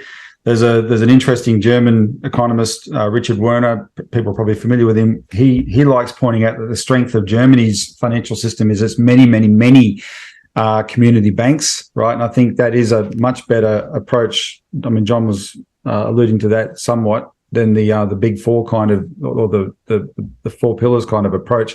But you want to have a public player that can set a tone, right? A national bank that can set a tone, and that's what our bank would do. And it does come down to it, because it means that ultimately the people are in charge, right? And that's the principle you don't want to get away from. Yep. Little historical trivia: when the world's first postal bank was started by the Brits, actually, by William Gladstone, Prime Minister William Gladstone, when he was the Chancellor of the Exchequer. And he has this quote. I haven't got it perfectly. I should have prepared for this, but he said something like this. He was talking about how bruised he was after this fight to start this postal bank, and he said the hinge of the whole situation was the private banks didn't want to have a government entity, and he concluded by saying the money power was to remain supreme and unquestioned. That's a direct quote from William Gladstone. The money power was to remain supreme and unquestioned, and that's what they want. And they've always wanted that. And right now, since in Australia for 25 years, since 1996, that's what they've had, right? And we want to chop them off at the knees and bring back a public bank. And our campaign is going gangbusters because of this regional branch closure question, right? People are paying attention all over the country, and they're passing motions of support, etc., because they know it's a crisis and something's got to give. Absolutely. John, are you still there? Or have you disappeared? No. The thing is, there's people have asked what happened to me. I'm just sitting in silence like an obedient servant to my two masters. Yes, John, we don't quite believe that, I'm afraid. Okay. Thank you, Violet. I think I do claim a little bit of credit for us that we are. In John's more generous moments, Martin, he admits that we got him thinking about banking more than he did before. Yeah, well, I want to make a couple of closing remarks. The other point about the banking system, right? A number of people ask me all the time, is the banking system safe? Should I take my money out of the banking system? What about deposit bail-in, et cetera, right? And my perspective is this: at the moment, I actually think the banking system in Australia is relatively safe, but it is creaking a bit at the seams, particularly around this derivatives exposure and particularly around the bad debts that are clearly going to come up. But it is reasonably well capitalised. But the point I'd make is that if a bank ever got bailed in Australia, in other words, if somebody found that their deposits were converted into equity in a bank, the first time that happened, the banking system would collapse in Australia, wouldn't it? Yeah. It's insanity. It's insanity. No. Well, hang on. We just saw totalitarianism in Victoria, and Daniel Andrews is about to win re-election. Just because you see extreme behaviour by the banks, I mean, we have enough people who are willing to accept authoritarian control in this country. So why would the banking system collapse? I mean, if you think that there's going to be an armed revolution against the banks because of bail-in, no. We just saw what happened the last 2 years. People just sit down and just take whatever the politicians tell them to do. Well, the question is that bail-in will destroy confidence in the banks. Yep, that's been the issue with it all along. They've had to do it ever since Cyprus. They've only got away with it in these smaller cases in Italy and Spain, but it bloody destroyed the confidence of those people in those towns in Italy and Spain where it was done to. But bail-in on a scale like one of our big four banks, it would be absolutely crazy. There's an element of it being, the government does, or the system does things to try and shore up some confidence, but it's just, they're not geniuses. These people, they will be the masters of their own destruction. Sure. Well, I mean, but perhaps the more likely scenario is that the RBA is just going to print more money, and then it obviously provide the banks more liquidity so that the show continues to go. But again, Martin, to the point that you made about both these international institutions, but also the social engineering by the banks. I mean, one of the key points that I didn't make before is the IMF has said that our big four banks put together is the equivalent of a globally systemically important bank. So under my policy of dramatically raising interest rates within 24 hours, not only do we stop the banks implementing a fully digital totalitarian society, we actually have the capacity, Australia. So the RBA, we can collapse the global economy in 24 hours. We have that power. And dare I say, if we did have that power, we would collapse the debt bubble in China. I think the CCP would be removed through a people's revolution in China. But also we would see that the global financial system would come to its knees. So Australia has enormous power. And we can turn the horror story off within 24 hours if we had the right political leadership in Canberra, someone who was willing to, and these are very specific steps, within the first hour, end central bank independence, call a meeting of the RBA board, dramatically raise interest rates, give a press conference and say we're popping the bubble, and then obviously from that you will have to dramatically go into austerity and cut government spending because of with high interest rates. The government wouldn't be able to afford the interest rates on the bonds, and we would have a depression. But in the process, we restore a sound economy, we restore political and civil rights, we end the totalitarian leadership of this country, and we basically are the catalyst for a more. Hang on. Hang on. Let me finish the sentence. We will be the catalyst to pop the global debt bubble and to end the horror regime that we've seen over the last few years, both in the West but also in the East. And so Australia can play a pivotal role in that leadership, but it just takes a group of people, maybe one person in particular, who's willing to push the button. And unfortunately, I don't think Mr. Barwick is up to the job. You don't think? I just wanted to take up this issue of restoring civil and political rights. You think under the depression conditions that you're going to enforce on the Australian people, they're just going to take it lying down? There's not going to be massive social dislocation. No. Unrest, and how are you going to handle that, John? No, hang on. The point I was trying to make was Martin was talking about how the banks, and you also made the point that the banks are engaged in a social engineering campaign through digital transformation. If you collapse the banks through raising interest rates and popping the property bubble, those people in those banks doing this social engineering program, they're gone. And the program ends. Well, you can change the law and make them gone too. You don't have to engineer a depression for them to be gone. You stop them from doing it. You set up a public bank that is not driven by social engineering to get us off cash, and then the banks have to compete with that.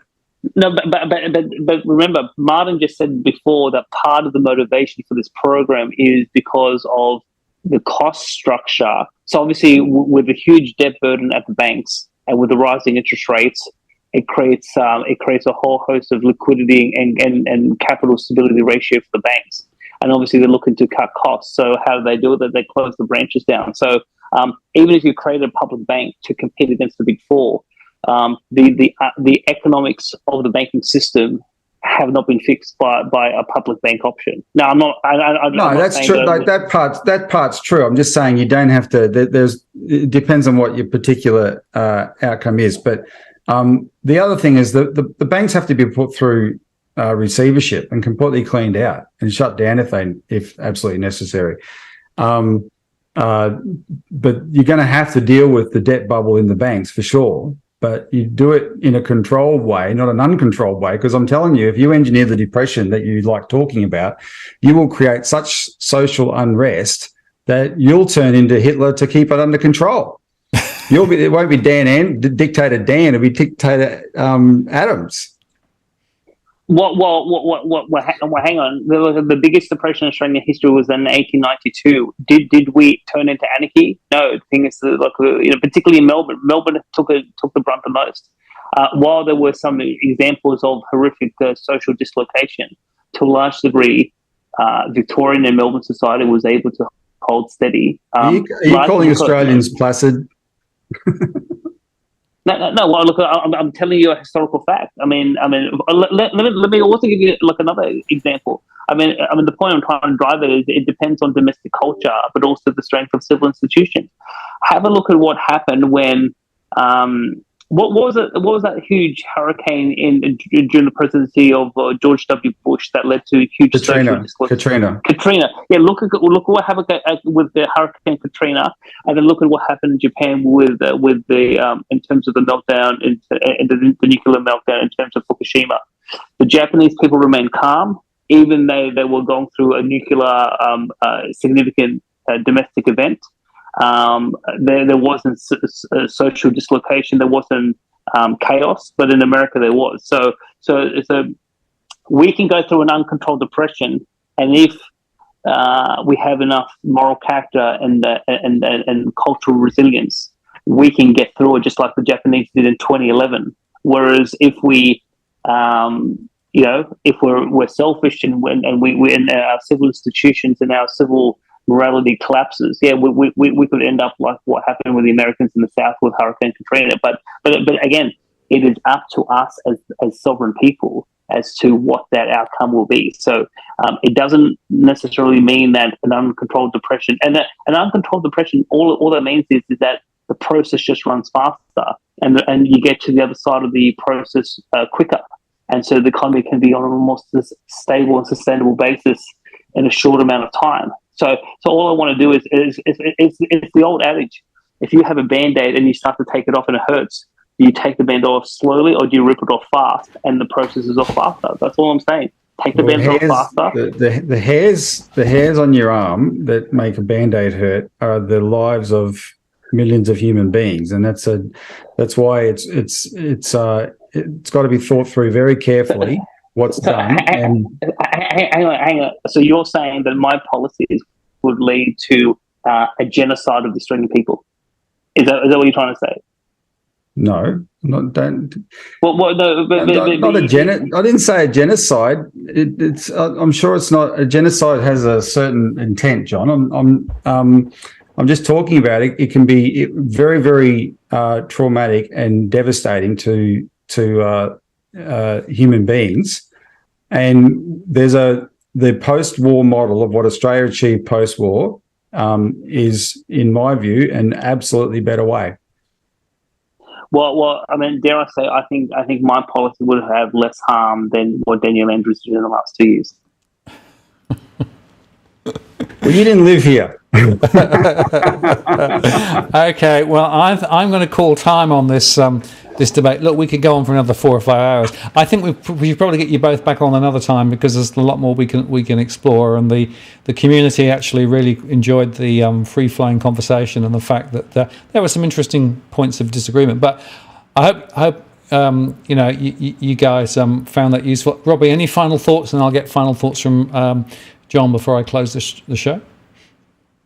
No. I think we've the debate is these are the big issues that we need to debate. But I'll just I'm not going to convince him, but I'll just reiterate. I'm known for what I say about China, that its collapse has been predicted for 20 plus years, and it hasn't collapsed because it does mean something when you have a productive economy. We used to have a productive economy, and we had a lot of strength from having a productive economy. And I mean, people probably we've gotten away from it so much. People can often lose contact with what it means and the difference that it makes when you can manufacture for yourself is you got a lot more skilled workers actually skilled workers, people who can do things in your workforce, etc. We were a manufacturing powerhouse up until the 1980s, and we gave it all away, and now we're paying for that. And that's China's strength, and it's the reason I disagree with John. It's not going to collapse. It can pay its debts because of what they've been used to invest in and create that. And we need to get back to that kind of approach. Thank you, Robbie. John, any final closing thoughts? Well, I mean,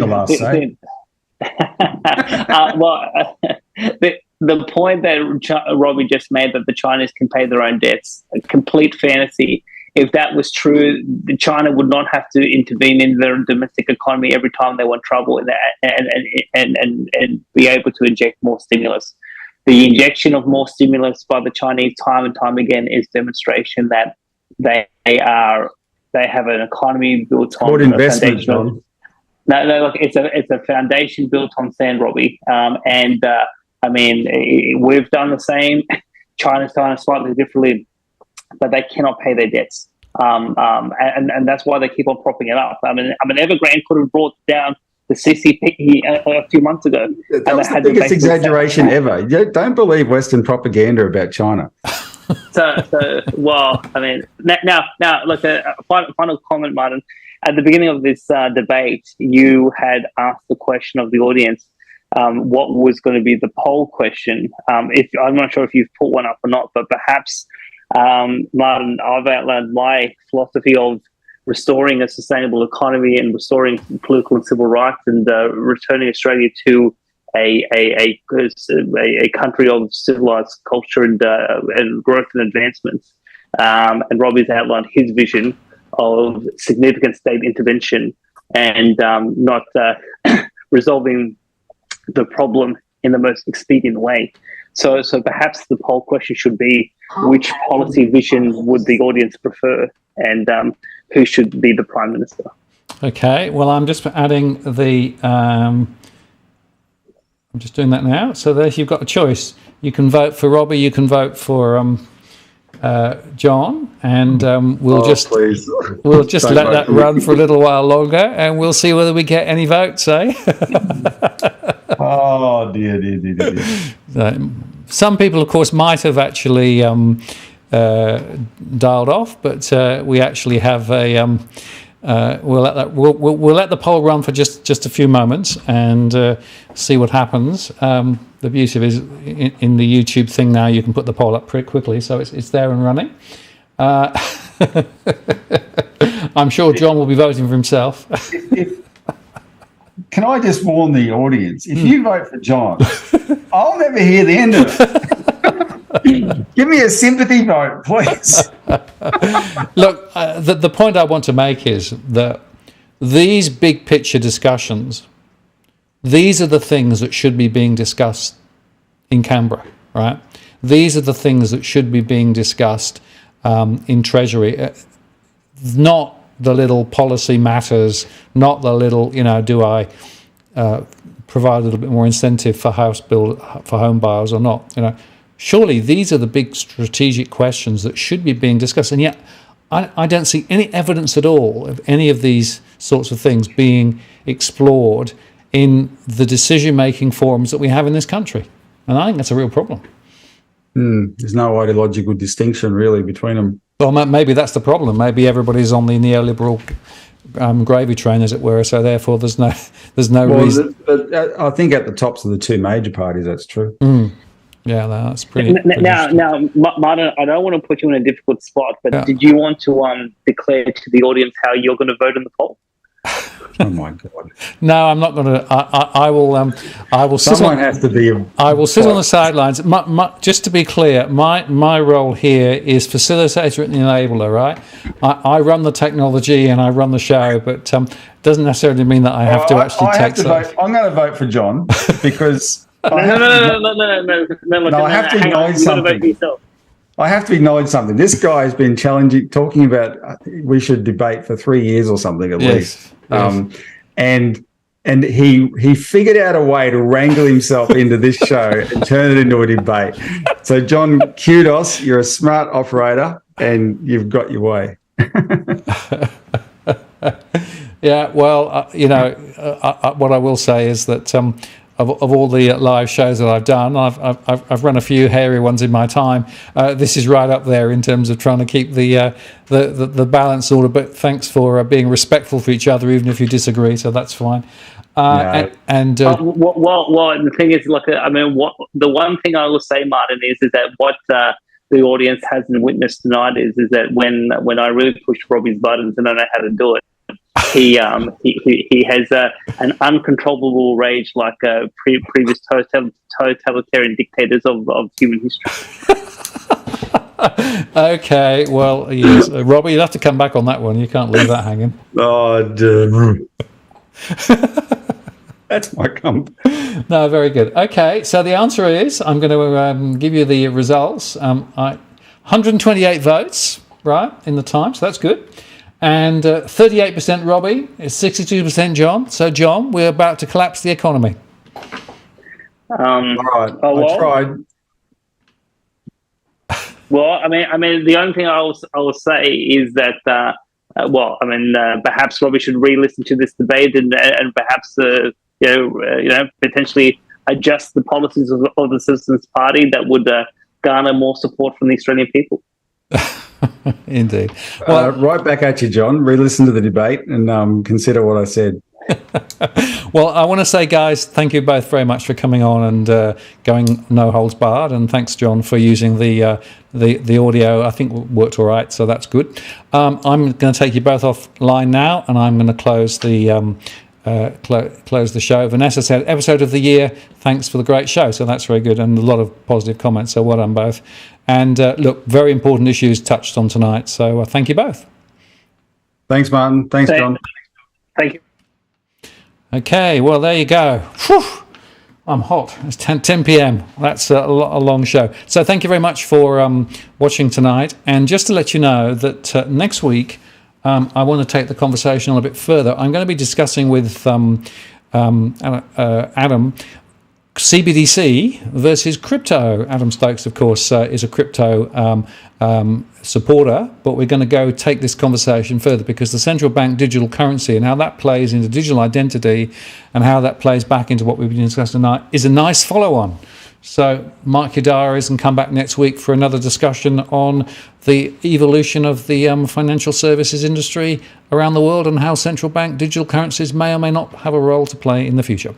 So thank you very much for watching. Have a good evening, and check out our live shows each Tuesday, and of course our other shows, and also on the Interests of the People. And to remind you just once more that the interview with Senator Bragg is on the Interests of the People, on the Interests of the People channel, and that was the show we put up yesterday, which was Senator Bragg talking about the ASIC inquiry. Thank you very much for watching. Thank you once again to Robbie and John, and I'm going to sign off now and just take a cold shower. I think I probably need it after that. This is Martin North from Digital Finance Analytics, signing off. Cheerio.